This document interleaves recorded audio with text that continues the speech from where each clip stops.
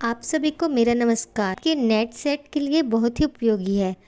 तो चलिए हम इसे प्रारंभ करते हैं। प्रस्तावना। चंद प्रस्तावना।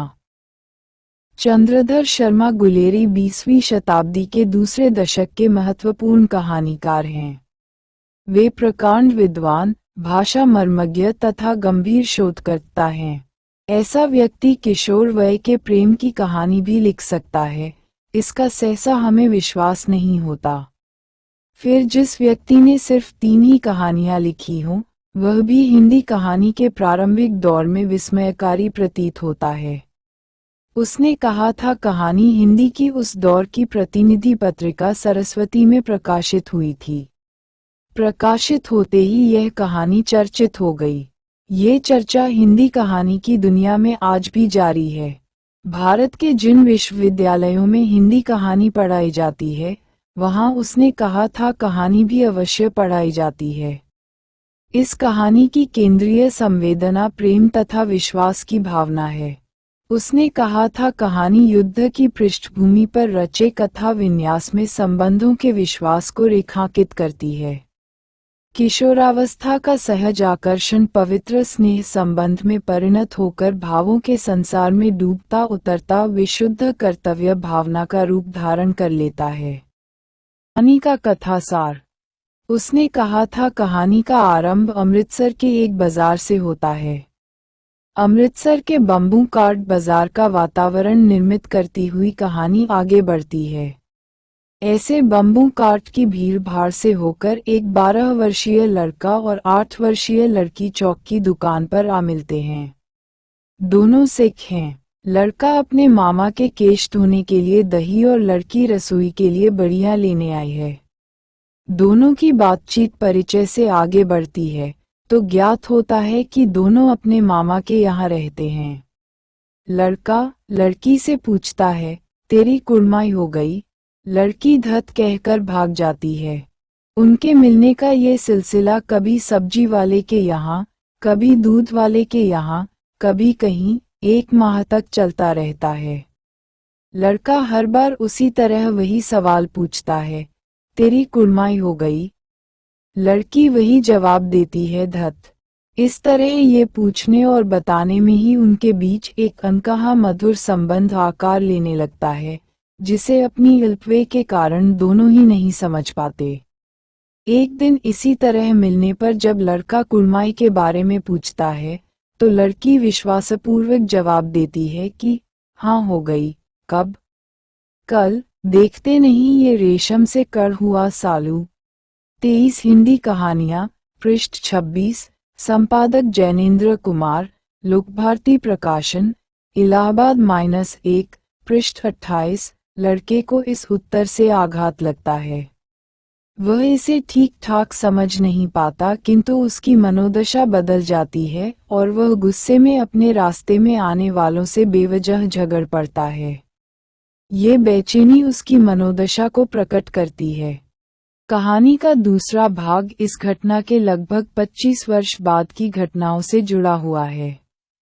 ये काल प्रथम विश्वयुद्ध का है। फ्रांस में भारतीय सैनिक इंग्लैंड की ओर से जर्मनी के विरुद्ध लड़ने के लिए तैनात है। इस फौज में लहना सिंह, सूबेदार, हजारा सिंह, बजीरा सिंह, बोधा सिंह आदि पात्रों का परिचय मिलता है। आगे की घटनाओं से मालूम पड़ता है कि लहना सिंह वही है जो पहले भाग में बालक के रूप में मौजूद था, किंतु कहानीकार इस बात का खुलासा यहाँ नहीं करता।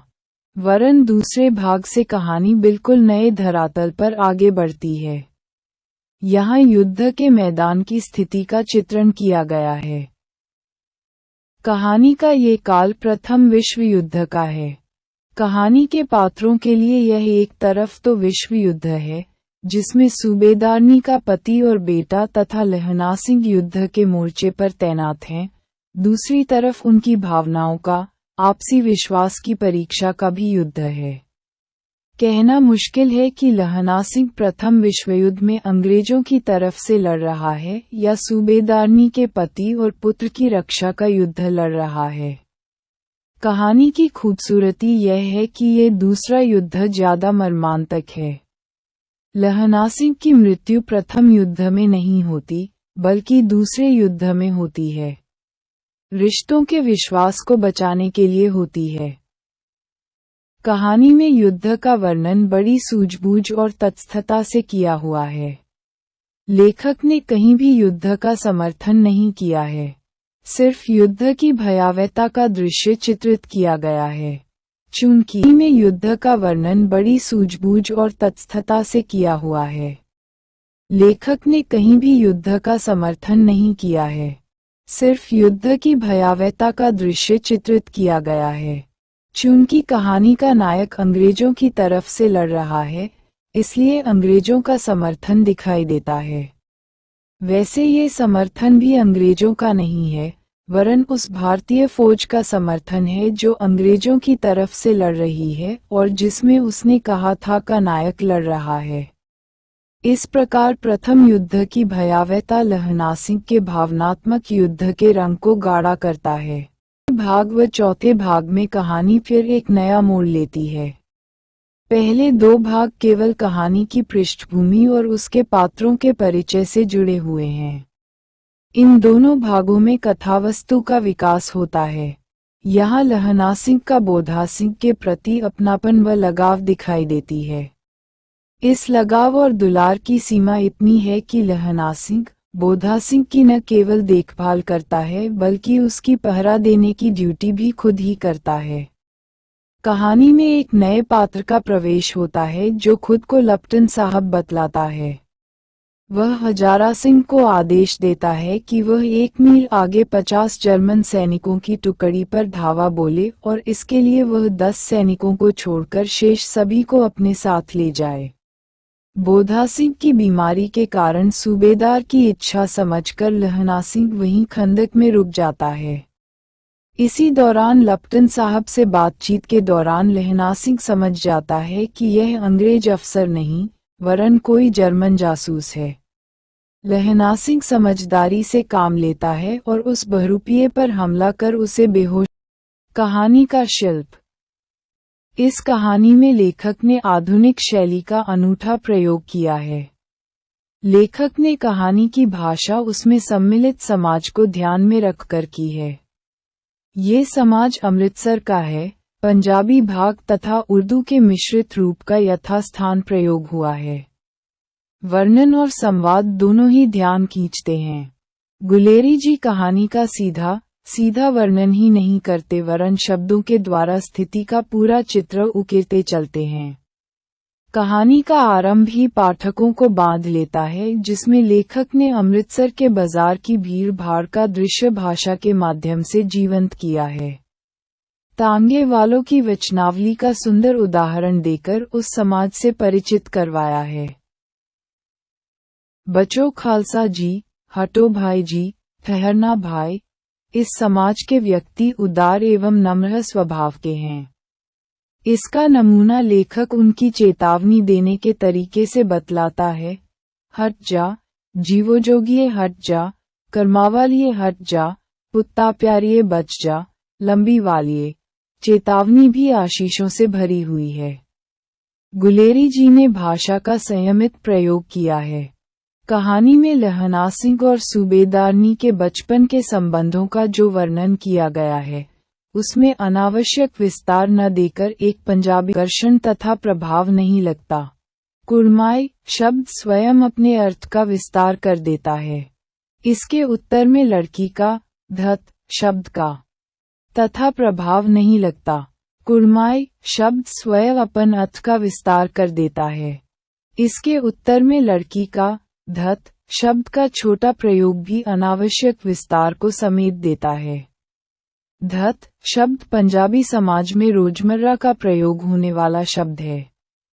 इस शब्द में इनकार करने की अपनी नजाकत है, जिसे लेखक ने बखूबी समझा है। कहानी में भाषा पात्रों की मनः स्थिति के अनुकूल चित्रित हुई है।